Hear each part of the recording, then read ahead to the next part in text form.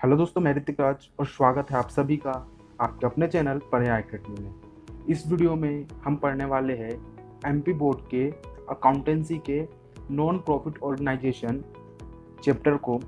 और जो ये चैप्टर है काफ़ी इम्पोर्टेंट चैप्टर है। इसमें से जो बोर्ड एग्जाम में है 10 मार्क्स के क्वेश्चन आते हैं, एक 5 मार्क्स का क्वेश्चन और जो एक लॉन्ग क्वेश्चन हो गया। इसके बाद एक शॉर्ट क्वेश्चन में 2 मार्क्स का क्वेश्चन और 3 ऑब्जेक्टिव है एग्जाम में पूछे जाते हैं। सो ये मार्किंग के हिसाब से काफ़ी इंपॉर्टेंट चैप्टर है। सो इस वीडियो में हम उसी चैप्टर को अच्छे से डिटेल में पढ़ने वाले हैं। तो चलिए वीडियो को शुरू करते हैं। सो सबसे पहले हम चैप्टर की बात करें तो हम जो चैप्टर पढ़ रहे हैं accounting in non profit organisation. Non profit organisation क्या होता है, यानी अलाभकारी संस्था क्या होता है, गैर व्यापारिक संस्था क्या होता है। सो इसकी हम मीनिंग की बात करें, आशय की बात करें, सो ये संस्था का जो जो उद्देश्य होता है वो लाभ कमाना ना होकर बल्कि समाज की सेवा करना होता है। अगर हम अभी प्रेजेंट की बात करें, वर्तमान में 2 प्रकार की संस्थाएं होती है, कार्य कर रही 2 प्रकार की संस्थाएं जो है अभी वर्तमान में काम करती है।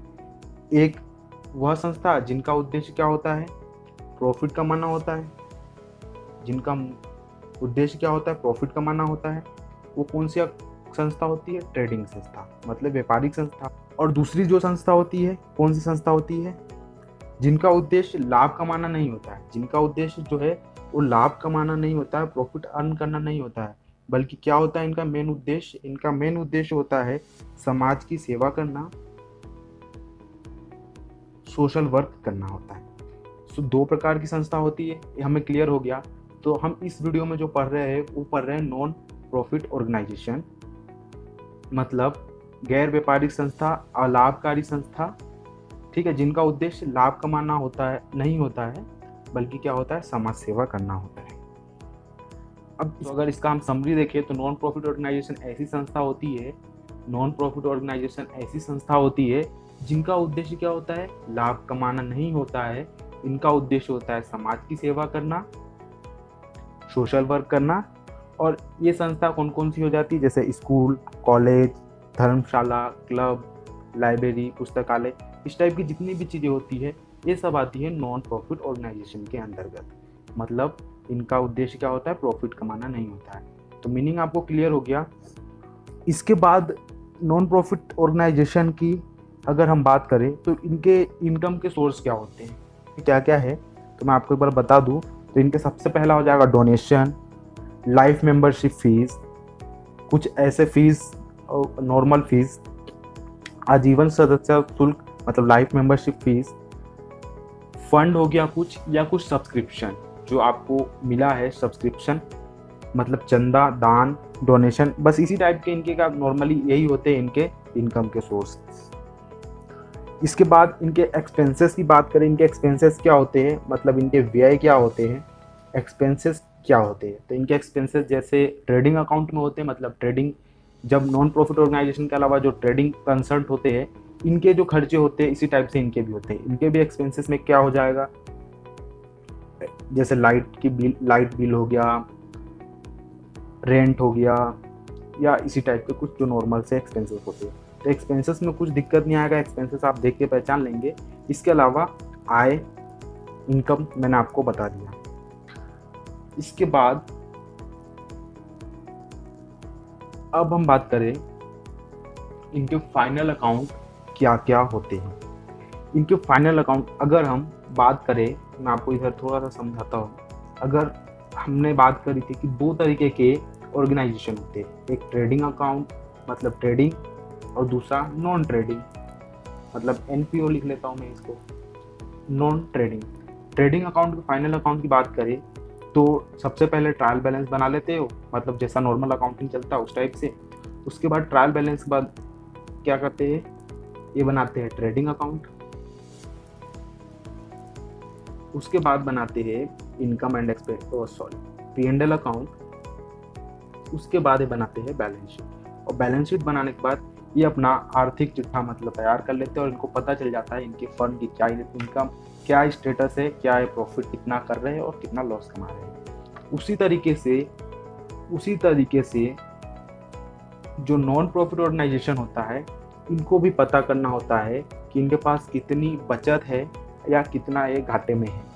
सो जब इनके जो फाइनल अकाउंट होते हैं, नॉन प्रॉफिट ऑर्गेनाइजेशन के जो फाइनल अकाउंट होते हैं, नॉन प्रॉफिट ऑर्गेनाइजेशन के जो फाइनल अकाउंट होते हैं वो कौन कौन से होते हैं। तो यहाँ पे हम बनाते हैं, ट्रायल बैलेंस तक तो सेम बनता है, उसके बाद हम बनाते हैं यहाँ पे रिसिप्ट्स एंड पेमेंट अकाउंट। पहला अकाउंट क्या बनता है इनका, रिसिप्ट्स एंड पेमेंट अकाउंट। इसके बाद बनता है इनका income and expenditure account.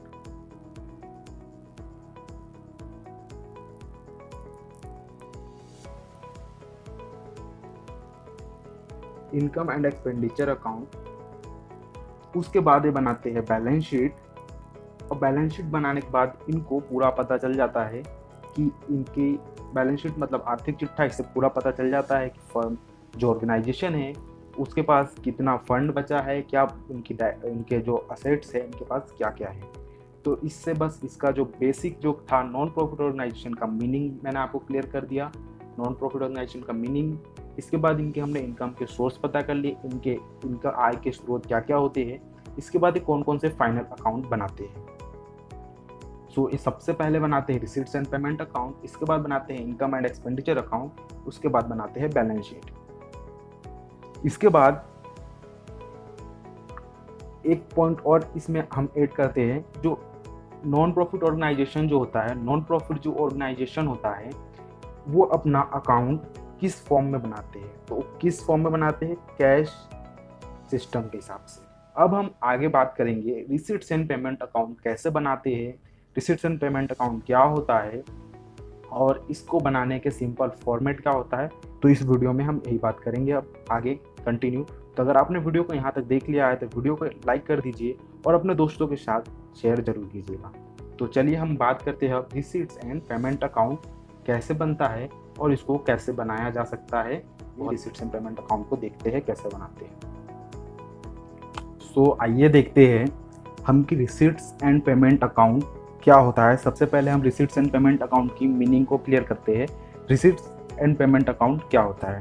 So receipts and payment account मतलब प्राप्ति भुगतान खाता।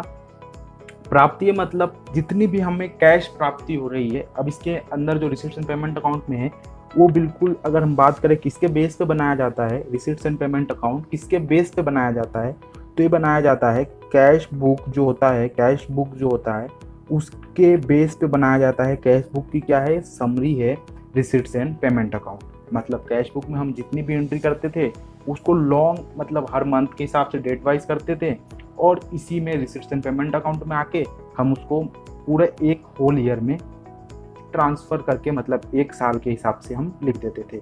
मतलब अगर हम कैश बुक में जाए तो हम सैलरी देने की एंट्री हमने कितनी बार, साल में, एक साल में 12 बार करी, और कैश बुक में हमने 12 बार सैलरी दी। मतलब 1,000 रुपये हम मानते हैं कि हमने सैलरी दी और 12 बार दिए मतलब 12,000 रुपये। बल्कि कैश बुक में क्या हुआ था, कैश बुक में क्रेडिट साइड में हमने एंट्री क्या कर दिया था, मतलब जनवरी के लिए हमने 1 जनवरी को हमने क्या जैसे सैलरी दिया 1,000 रुपये, फिर 1 फरवरी को दिया 1,000 रुपये। ऐसे करके हमने कंटिन्यू 12 बार एंट्री करी होगी कैश बुक में, और कैश बुक में हमने 12 बार एंट्री करी। लेकिन जब हम रिसीट्स एंड पेमेंट अकाउंट बनाएंगे तो वहाँ पर सिर्फ हम एक बार पेमेंट साइड में सैलरी लिख देंगे और वहाँ पे अमाउंट 12,000 रुपये लिख देंगे। मतलब एक कैश बुक के बेस पे बनाया जाता है। इसके बाद सबसे पहला एक पॉइंट हम लिखे तो क्या है, कैश बुक के बेस पे बनाया जाता है। कैश बुक का क्या है, समरी है। सेकंड पॉइंट हम जाए तो सेकंड पॉइंट, ये कौन सा अकाउंट है, यह है एक रियल अकाउंट है। मतलब यह जो है रियल अकाउंट है, यह क्या है, वास्तविक खाता है।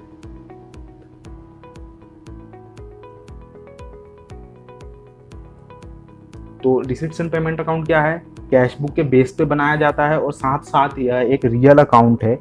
और रियल अकाउंट का रूल क्या होता है, debit words come in and credit out goes out. ये रियल अकाउंट का रूल। इसके हिसाब से ये दूसरा पॉइंट हमने क्या क्लियर कर लिया कि यह कैश बुक से बनाया जाता है, यह कैश बुक से बनाया जाता है, और दूसरा पॉइंट यह रियल अकाउंट और यह एक वास्तविक खाता है।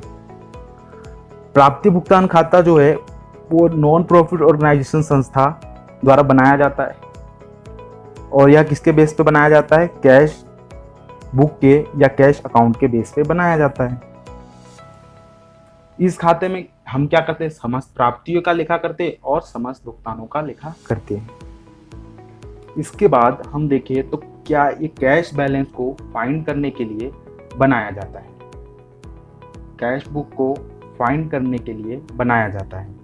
तो थर्ड पॉइंट क्या हो जाएगा हमारा, कैश बैलेंस को फाइंड करने के लिए बनाया जाता है।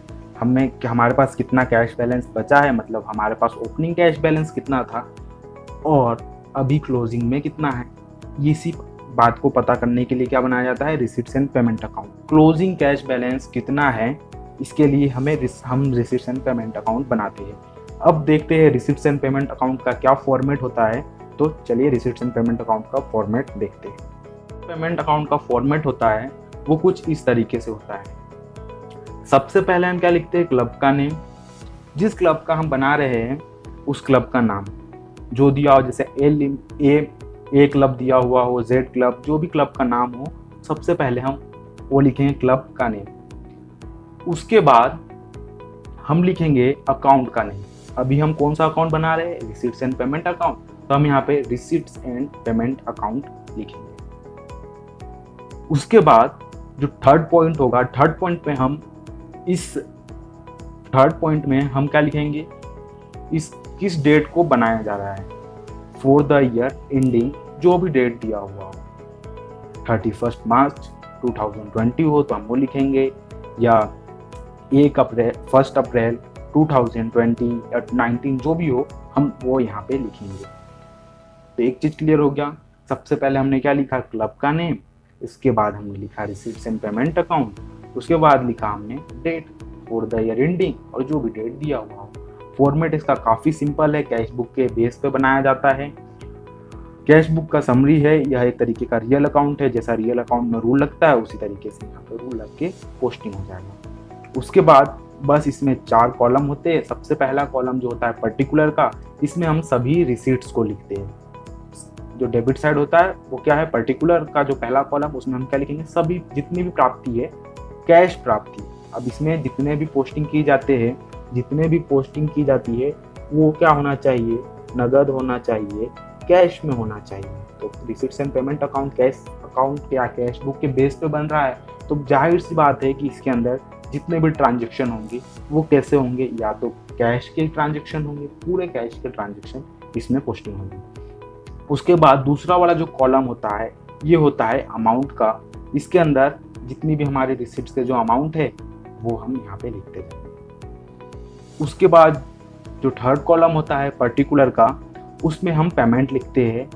इसमें हम पेमेंट लिखते हैं जितना हम पेमेंट कर रहे हैं कैश में, वो सभी पेमेंट को हम यहाँ पे लिखेंगे। उसके बाद जो फोर्थ कॉलम होता है, फोर्थ कॉलम में हम अमाउंट लिखते हैं जो पेमेंट का अमाउंट है। इसमें भी हम सभी उन्हीं पेमेंट को लिखेंगे जो कैश में होते हो। जो नॉन कैश होते हैं, जो नगद नहीं होते हैं, उसकी posting receipts and payment account में नहीं होगा। इधर वाला जो पॉइंट होता है ये क्या होता है, डेबिट साइड, और ये वाला जो होता है वो क्रेडिट साइड होता है। अब सबसे पहले हम इसमें लिखते हैं to balance BD। Opening balance आपको क्वेश्चन में दिया हुआ रहेगा, वहीं से आप टू बैलेंस BD जो कैश का क्या हो, ओपनिंग बैलेंस हो, जो कैश का क्या हो, ओपनिंग बैलेंस हो, वो हम कहाँ लिखेंगे, डेबिट साइड में टू बैलेंस BD। ये आपको क्वेश्चन में हमेशा दिया हुआ रहेगा, गिवन रहेगा।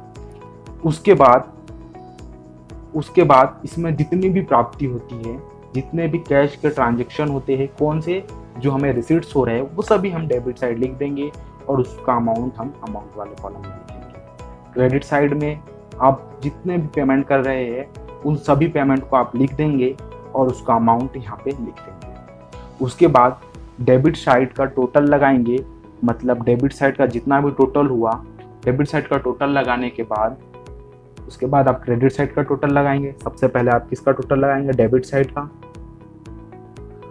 उसके बाद आप डेबिट साइड का जो भी टोटल आया, ठीक है, जैसे, और उसके बाद आप क्रेडिट साइड का टोटल लगाएंगे। उसके बाद डेबिट साइड के टोटल में से क्रेडिट साइड के टोटल को क्या करेंगे, लेस करेंगे, घटाएंगे। तो जो अमाउंट आएगा, ये वाला जो अमाउंट आएगा, इसको आप क्या लिखेंगे, इसको आप लिखेंगे बाय बैलेंस CD। ये कौन सा बैलेंस हुआ, ये हमारा क्लोजिंग बैलेंस हुआ, क्योंकि ओपनिंग बैलेंस में से हमने सारे पेमेंट को लेस कर दिया। तो जो बैलेंस आया वो कौन सा बैलेंस आया, क्लोजिंग बैलेंस। तो उसकी एंट्री यहाँ पे होगी। अब आपको ये सब क्लियर हो गया रिसीट्स एंड पेमेंट अकाउंट का फॉर्मेट कैसा होता है। अब देखिए, रिसीट्स एंड पेमेंट का डेबिट इतना अमाउंट था वो क्लियर हो गया, पर कौन सी प्राप्ति को लिखना है, इसके अंदर कौन कौन से कंटेंट आएंगे और कौन कौन से कंटेंट को हमें छोड़ना है। तो इस कंटेंट पे हम एक बार डिस्कस कर लेते हैं, कौन कौन से कंटेंट को हम कहाँ कहाँ लिखेंगे। तो मैं आपको आगे दिखाता हूँ। सबसे पहले मैंने आपको फॉर्मेट जो है ये वाला दिखाया था। ये जो फॉर्मेट मैंने आपको दिखाया था, इस तरीके से इसका कुछ फॉर्मेट होता है। अब इसके हम अंदर की कंटेंट की बात कर रहे हैं कि डेबिट साइड में कौन से कंटेंट आएंगे और क्रेडिट साइड में कौन से कंटेंट आएंगे। सो सबसे पहले हमने जो रिसीट्स एंड पेमेंट अकाउंट मैंने डेबिट साइड में लिखा था टू बैलेंस BD, उसमें हम कौन सा बैलेंस लिखेंगे, ओपनिंग बैलेंस। ये आपको क्वेश्चन में हमेशा क्या रहेगा, गिवन रहेगा, दिया हुआ रहेगा। उसके बाद हम लिखेंगे जितनी भी रिसीट्स है, जितनी भी प्राप्ति है, किसमें, कैश में, क्योंकि कैश बुक के बेस पे बनाया जाता है। तो इसमें जितने भी अमाउंट लिखे जाएंगे वो कैश बेसिस के हिसाब से लिखे जाएंगे। तो जितनी भी प्राप्ति है वो सभी को डेबिट साइड हम पोस्ट कर देंगे, और जितना भी हमने पेमेंट किया वो सभी को क्रेडिट साइड पेमेंट करेंगे, चाहे वो किसके हो, कैपिटल नेचर के हो, चाहे वो रेवेन्यू नेचर के, ठीक है, चाहे वो कैपिटल नेचर के हो, चाहे वो रेवेन्यू नेचर के हो। कैपिटल मतलब पूंजीगत और रेवेन्यू मतलब आगमगत। सबसे पहले अब हम यहाँ पे सोच क्लियर करते हैं कि कैपिटल नेचर क्या होता है और रेवेन्यू नेचर क्या होता है। कैपिटल एक्सपेंसेस हो या कैपिटल क्या हो, इनकम, वो क्या होते हैं, कैपिटल एक्सपेंसेस हो या कैपिटल इनकम हो, वो कब होंगे, वो कभी कभी होंगे। सबसे पहले तो सम टाइम होंगे या वन टाइम होगा, कभी कभी होगा। वो सब किस में आ जाएंगे, कैपिटल एक्सपेंसेस होगा तो एक्सपेंसेस में, या इनकम होगा तो इनकम में। कैपिटल की हम सबसे पहले कैपिटल की बात करते हैं। कैपिटल मतलब कभी कभी होने वाला, लार्ज अमाउंट में होने वाला, कुछ ज्यादा ऐसा अमाउंट जो कि बार बार नहीं होता है बिजनेस में। जैसे कि हमने बिल्डिंग परचेस की, वो क्या है, हमारा कैपिटल एक्सपेंसेस हो गया। या हमने बिल्डिंग को सेल की, वो क्या हो जाएगा, हमारा कैपिटल इनकम हो जाएगा। उसी प्रकार से जो रेवेन्यू इनकम या जो रेवेन्यू एक्सपेंसेस होता है, जो रेवेन्यू इनकम या रेवेन्यू एक्सपेंसेस होता है, वो क्या होते हैं, बार बार होते हैं, डेली बेसिस पे होता है।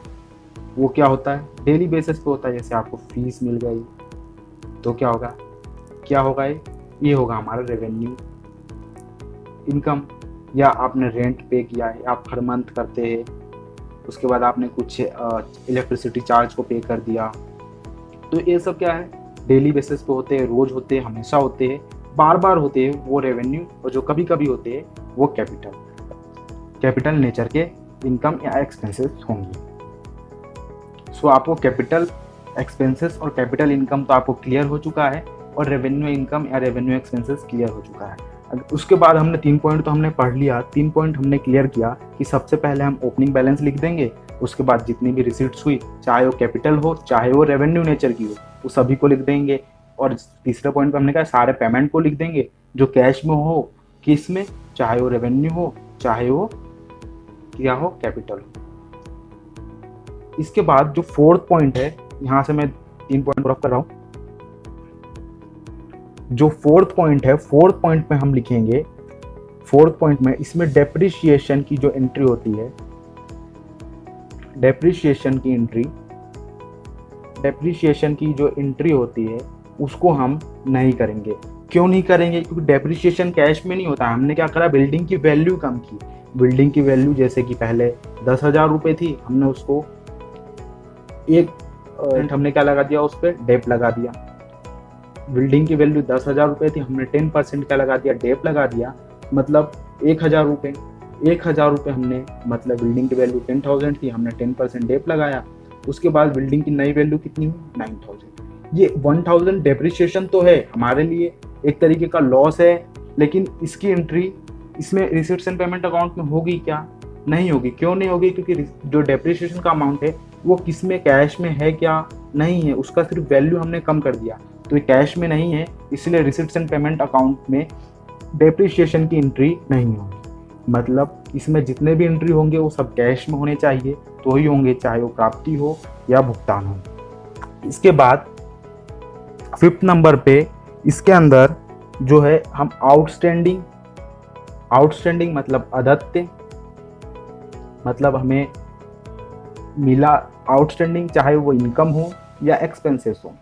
आउटस्टैंडिंग का वर्ड हम जब भी आएगा, आउटस्टैंडिंग की एंट्री भी नहीं होगी, क्योंकि आउटस्टैंडिंग भी कैश में नहीं हुआ है, हमें या तो मिला नहीं है या हमने उसे पे किया नहीं है। तो आउटस्टैंडिंग भी क्या है, कभी भी कैश में नहीं होता है, तो आउटस्टैंडिंग की एंट्री भी इसमें नहीं होगा। इसके बाद 6th पॉइंट जो है, 6th पॉइंट में प्रीपेड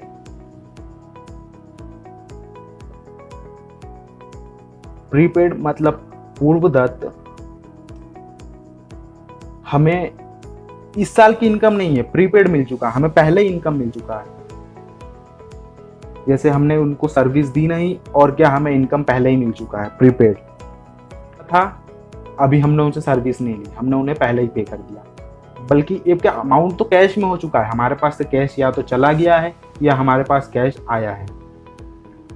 प्रीपेड या अनअर्न्ड की बात करें, ठीक है, तो ये क्या है, कैश में हो रहा है, क्योंकि कैश या तो हमारे पास से चला गया है या हमारे पास कैश आ गया है।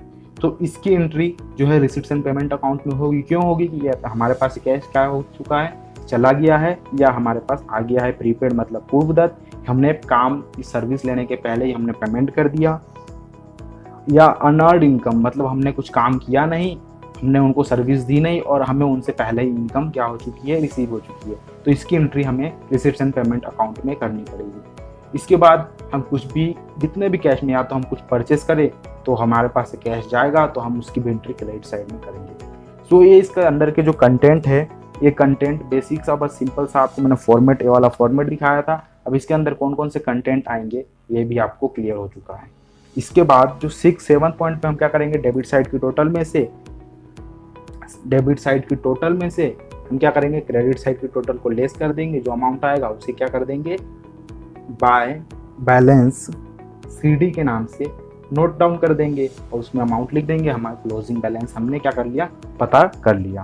तो ये इसका कुछ फॉर्मेट था। इसके अंदर की कंटेंट पे भी हमने पूरा डिस्कस कर लिया, क्या कैसा है पूरा income receipts and payment account बनता है। ओपनिंग बैलेंस से हमने क्लोजिंग बैलेंस तक का पूरा प्रोसेस हो चुका है। यही इसका सिंपल सा प्रोसेस है, इससे आप रिसीट्स एंड पेमेंट अकाउंट बना लेंगे। इसके बाद हम इसके कुछ क्वेश्चन सॉल्व करते हैं। तो इस वीडियो में इतना ही। अगले वीडियो में हम इसके जो न्यूमेरिकल क्वेश्चन है रिसीट्स एंड पेमेंट अकाउंट को, उसका सॉल्व करेंगे। और आप लोग मुझे कमेंट में ज़रूर बता दीजिएगा कि आप कौन से राइटर की बुक्स आप स्टडी कर रहे हैं, तो उस राइटर के हम क्वेश्चन ले लेंगे, जिससे आपको सोल्यूशन आपको भी अच्छे से समझ में आएगा। सो इस वीडियो में इतना ही। अगले वीडियो में मिलते हैं। इस वीडियो को शेयर कर देना अपने दोस्तों के साथ, लाइक कर देना अगर अभी तक आपने लाइक नहीं किया, और चैनल को सब्सक्राइब कर लेना। इस वीडियो में इतना ही। जय हिंद, वंदे मातरम।